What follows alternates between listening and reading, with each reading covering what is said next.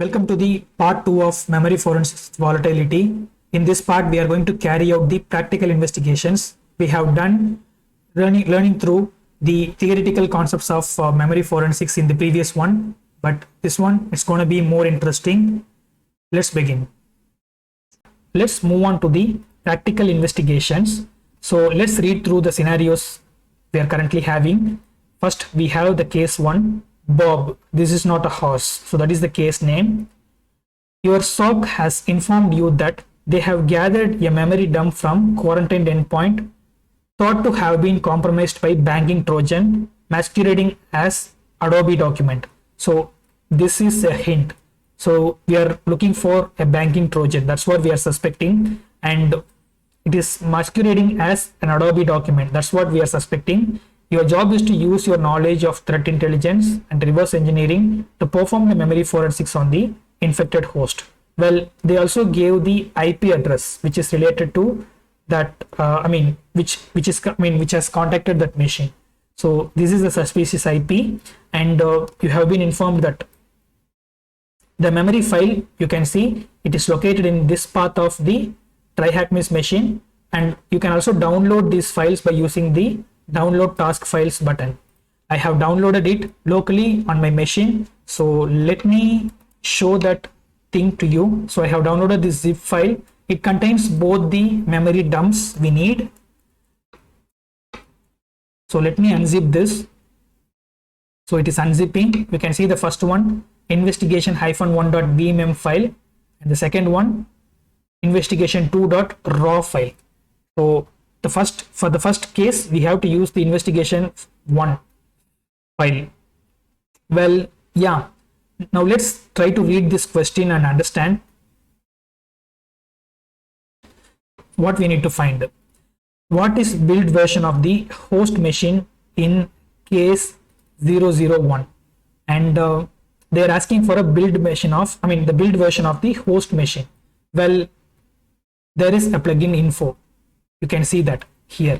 So they gave it as a hint. So it's a Windows machine. We are dealing with the Windows machine, and use this with the, use that info plugin in order to find the build version of the machine we are dealing with. Well, let's do that. I am calling Python 3 here, and the volatility file, I'm keeping it in the tools directory, volatility 3, vol3.py, and here is the file name -f, and the file name.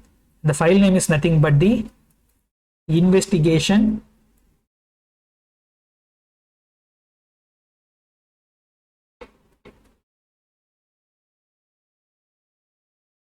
investigation1.vmm. So tab is not working, so you have to type the name manually.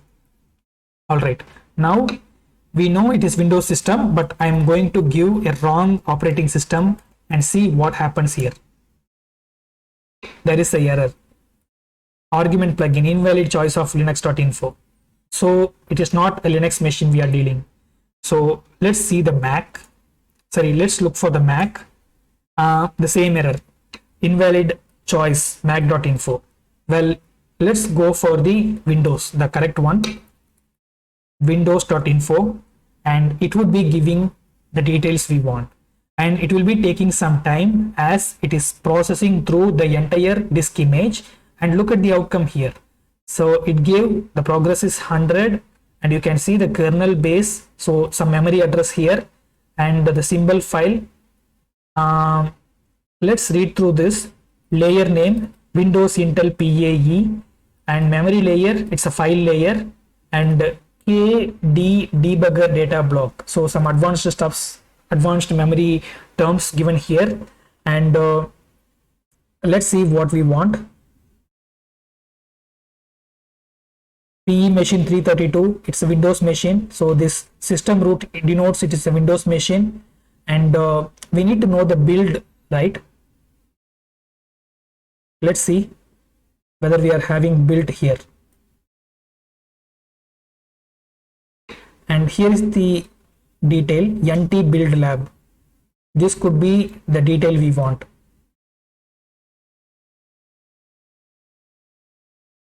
And And that's the right answer, fortunately. And let's see the next question. At what time was the memory file acquired in case 1?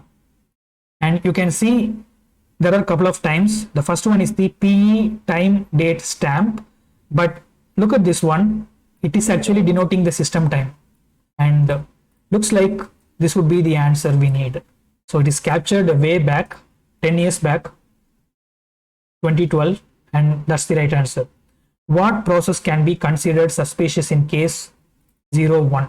So we are dealing with the process. So we have already seen few plugins like PS list, PS scan, PS tree. So why don't we use all those three to read through the processes and identify the suspicious one. So let's do that. So the command would be the same.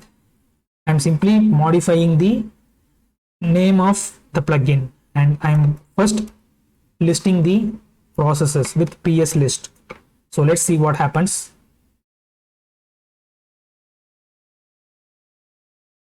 It's taking some time, and now it is listing the details we need.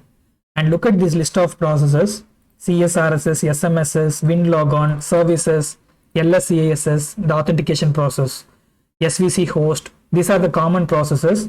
Explorer, it's a file explorer, and spool SV, I think it has its own usage. So let's read this. Spool exe process. Spool exe runs Windows OS Sprint spooler service. So it's a legit one, belongs to Windows system. And reader underscore SL. So it stands out. So we have seen already in the description that it's an Adobe document, Adobe Reader. So the banking Trojan that is executed masquerading the Adobe document. So it could be reader underscore SL. That is the suspicious process we need. So let's answer this. And fortunately, that's the right answer. All right. Now let's read the next question. What is the parent process of the suspicious process in case 1? So this is the suspicious process. We need to find the parent process of it. In order to find the parent process, it is recommended to use PS tree. So it will be listing you along with the parent process ID. So let's do that. I'm using PS tree plugin to perform that. And it is taking some time to read through that memory dump. Eventually it will be giving you the data we need, and here is the data. So the process ID and the parent process ID, and look at this one, reader.exe. It has the parent process ID of 1484, and 1484 is the process ID of explorer.exe. Actually we were able to see the same detail in the PS list as well. So the PS list itself was showing the parent process ID and the process ID, but it was showing in this scattered manner, explorer.exe and the reader underscore sl.exe, the suspicious one. But if you use the PS tree, it is actually showing the details in a assembled manner. So explorer, subsequently reader underscore sl. Well, explorer.exe is the process we need, and that's the right answer. And moving to the next, what is the PID of the suspicious process in case 1? Well, the PID of the suspicious process is 1640. That's the process we need. The process ID we need 1640. Confirming it here, and let's answer that. Will that be the right answer? And yes, it is. Okay, what is the parent process ID of in case 1? So they're asking the parent process ID, the process ID of Explorer. It is 1484. Well, yeah, that's the right answer. And we've almost done the case 1. So let's try to read this one. What user agent was employed by adversary in case 1? Well, this is a tricky question. Let's see the hint here. So they are calling the volatility and mentioning the memory dump, and they are storing the outcome in this specific file. But here they are mentioning that specific process ID, and they are dumping the specific process. So this is the command to dump the process. -PID, the process ID, and -dump to dump the entire process memory. So we are dumping the entire process memory from the memory dump of the system. So that is another outstanding thing in volatility. So we are dumping another memory image from a memory image. So that is an exciting thing. So let's do that. I'm so excited to do that. So let's do it. Here, let's see the command again. -f the dump, and -o the directory where you need to store that. I'm using the current directory itself, so that's what I'm mentioning here, and it's good. I'm mentioning a name here, process dump. So let me store this as a process dump file, and I'm using the extension DMP. All right, and now I need to use the -PID. -PID. The process ID I need to look for is 1484, I guess, because I am choosing with the parent process, and here is the parent process 1484, and I am giving --dump to dump the entire process memory. And yeah, I think it is good now. So let me delete the remaining stuffs. So this would be the command to dump the specific process memory from this memory dump. So let's do that. I got an error. What error it is? Volatility 3 -f investigation -o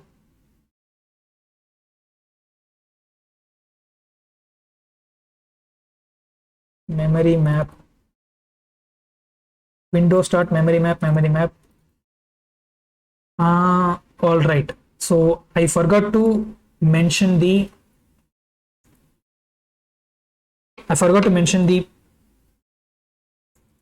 plugin name. I tampered the command, so that's why I got this error.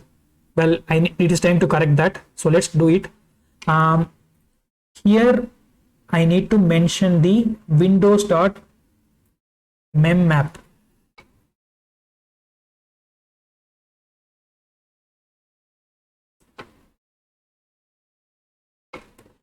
I mentioned the path and space. I'm giving windows.memmap and process ID dump. Well, now it looks good. Let's execute this command again. It is actually progressing. There is a progress, and hopefully it will be succeeding. And look at this process ID dump, pid.1484.dmp. So it is dumping the entire process memory in this file. Now we got this pid.dmp file. So this is again another dump. So it contains a dump. So if I try to read this in the text editor, I won't be able to understand anything because it's the low level stuff. It's a machine language. Instead, I can use strings utility to read the strings out of it. And they are asking the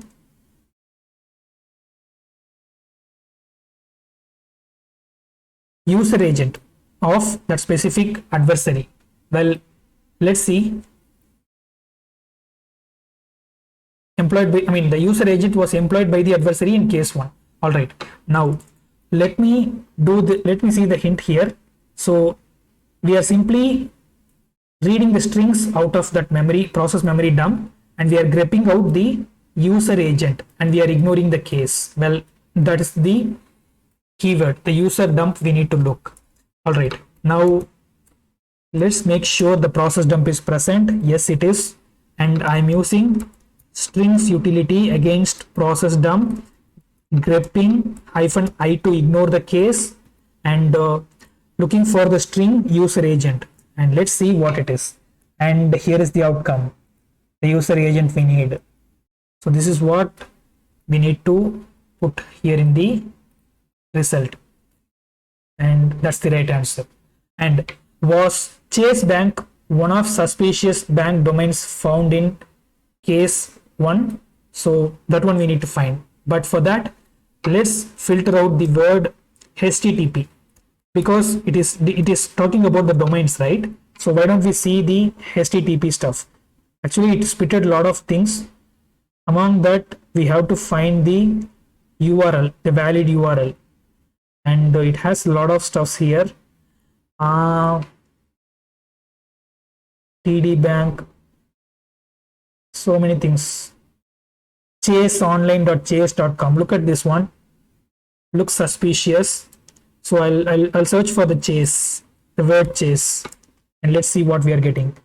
www.chase.com. So looks like JP Morgan Chase and Co. Yeah, looks like Chase Bank is one of the suspicious bank domains. Yes, so that is the right answer, because we can see that domain names with this. Perfect. Now we have done the case 1 investigation. Let's move to case 2. That kind of hurt my feelings. You have been informed that your corporation has been hit with a chain of ransomware that has been hitting corporations internationally. Your team has already retrieved the decryption key and recovered from the attack. Still, your job is to perform post-incident analysis and identify what actors were at play and what occurred on your systems. You have been provided with a raw memory dump from your team to begin your analysis. Well, here is the image. We have already obtained that image, and here in the scenario they are simply mentioning we have to carry the investigation, the aftermath of ransomware attack. Simple. So let's consider using the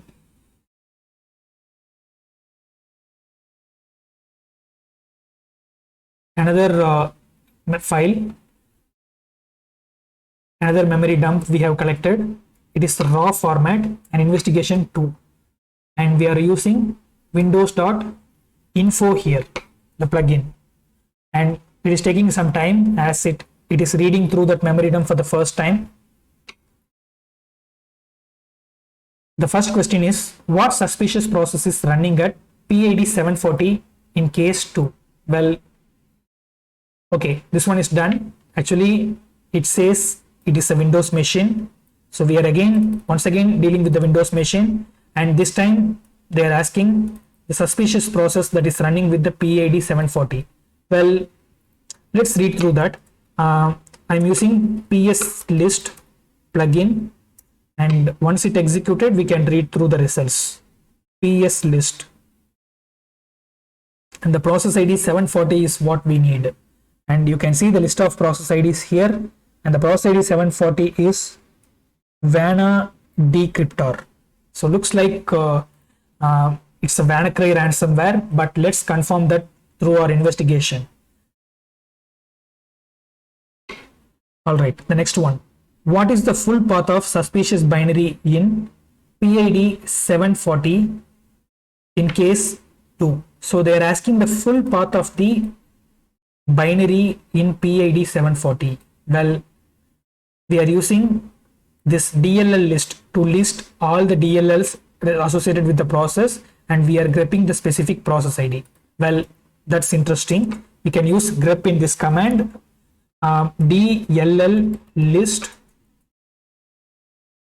pipe grep 740. Otherwise, it would be throwing bunch of data at you. So I'm filtering the specific 740 process, and it will be giving you the relevant file details. And we found a suspicious process. Then we are carrying out an investigation to find the associated suspicious files. Well, look at this. There are a bunch of files we have found, but out of all these files, look at this one, this Intel, some random the name with the random letters, and Vanna decryptor.exe. So looks like this is the actual executable, and that should be our answer, I suppose. Yes, it is. And what is the parent process of PID 740 in case 2? So they are asking the parent process now. Parent process of 740. Let's see that. Parent process of 740 can be obtained by using the PS tree.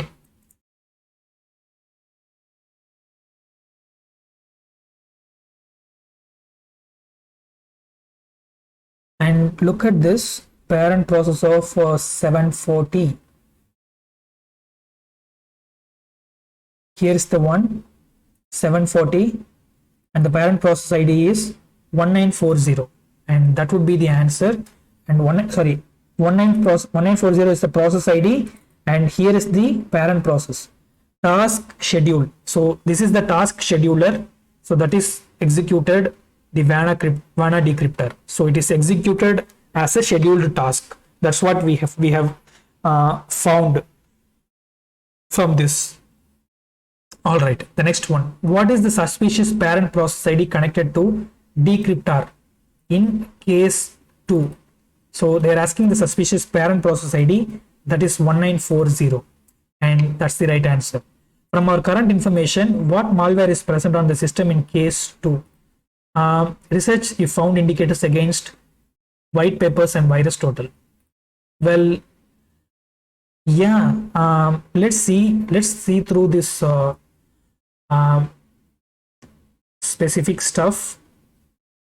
We have found certain details, like we can dump this file. In fact, we can dump this WannaDecrypt.exe file.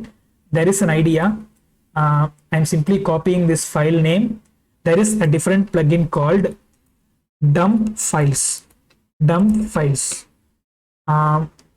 in order to dump that. But for that, before that, I'm using file scan and I'm grabbing the results to this one.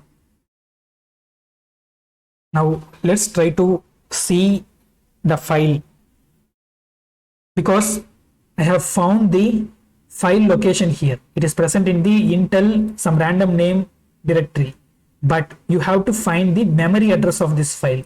Because we are dealing with the memory dump, you need to know the memory address. The address should look like this. So once you know the memory dump, the memory address, so this is the memory address we obtained. So we'll be able to dump this specific file with the help of this memory address. That's what I'm going to do right now. And we got two addresses here. I'm going to use the address one by one. The first one, let's use dump files plugin. Dump files and hyphen help to know the further thing. I think it is fis address. So this is what the option I need to use, fis address, and here you need to mention the memory address you obtained. Now if you give enter, it would be downloading the file from the memory location. So this file will be downloaded. So let's try that. I can also do some investigation. I can Google with this file name to find what sort of malware it is, but I wish to download that malware so that I can search it with the hash. So here I have downloaded the file. I have downloaded two files here. You can see the extensions .exe, .dat, .exe.img, but out of this only one file is a valid executable, I suppose. No, both the files are valid executables. I need to find the hash values of this. So I'm simply finding the hash value of this. So let's investigate with this hash now. I'm searching through virus total.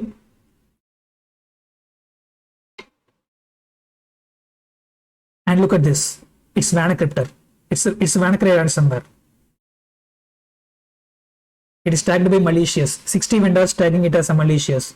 So it's a WannaCryptor. Well, yeah, this is what. Let's search for the another file hash here. Yeah, this is also a WannaCryptor, WannaCry ransomware. Well, look at this, WannaCry. So this is the malware we are currently dealing with, and that is the answer here. No. Research the found indicators against white papers and virus total. Okay. WannaCry. I think I left one N here. Yeah, this is the right answer. Well, let's go to the next question. What DLL is loaded by the decryptor used for socket creation? Okay, they're asking the DLL. Research DLLs used by malware in question. Okay, so they're asking for the DLL name that is loaded by the decryptor. All right. Now I guess I can look for the associated DLLs here. So it is loading a specific DLL, right? So I need to find the DLL that is loaded by this one, this file. And how can I find that? How about doing it in the details sheet of VirusTotal? Can I see the associated DLLs here? Associated DLLs community. Is it giving anything? Let me take another file hash from and investigate it in the VirusTotal. So it will be having the associated DLL files, and look at this details. And here, if I scroll down further, I can see the list of imports, and the list of import contains the certain DLL names, and the DLL we are looking for contains 6 characters. Name, URL mon.exe. It might be the answer. No, it is not. So let's answer with the next one. GDA32, no, it is not 6 letters. msvcrt.dll. So let's see. Is it an answer? No, it is not an answer.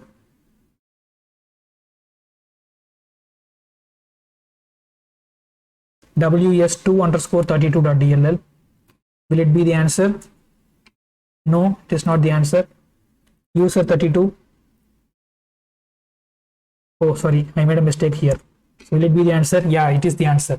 ws2_32.dll, and that's the answer. If I scroll above, I can see the same DLL name given here. So it is also loaded by the WANA decryptor, and this is the DLL used for the network connectivity.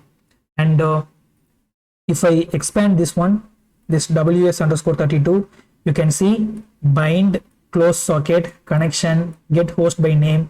So this is the DLL responsible for creating the socket, creating and closing the socket. All right, we have answered that. And what mutex can be found that is a known indicator of malware in question case 2? Well, let's see the hint here. So here is the command. It is straightforward. So we know the process ID. It is the suspicious, we know the parent process ID. That's what we are mentioning here. And we need to know the mutexes that can be found as a known for the indicator of the malware. All right, now let me use that specific plugin, the specific command. It is a straightforward thing. Windows.handles. I'm using the handles plugin and grepping 1940, the specific process handles. It will be throwing out the handles that is related to the specific process, and it will be taking some time.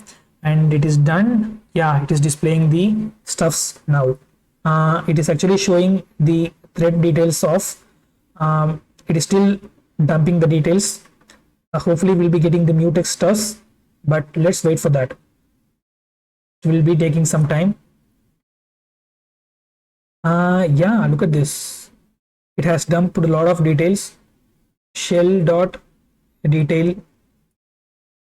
All right. I'm scrolling up. I can see the mutex stuffs here, I guess.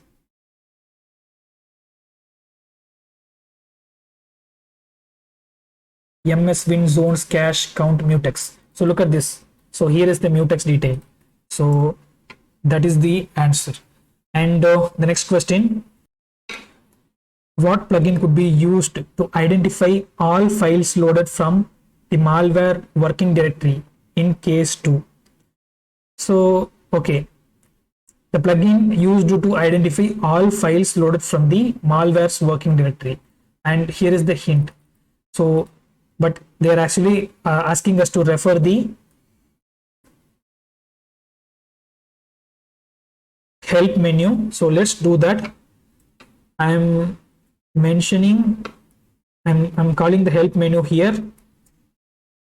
In help menu, to identify all files loaded from the malware working directory, and I'm simply scrolling up.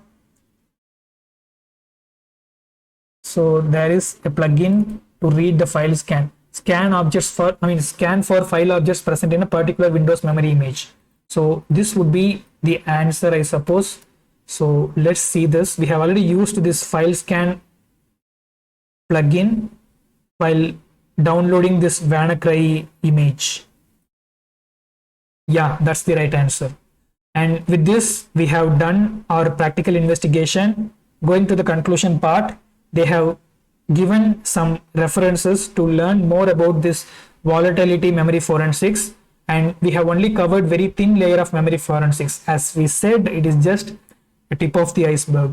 That's what we have learned. And we can go much deeper when analyzing this stuff.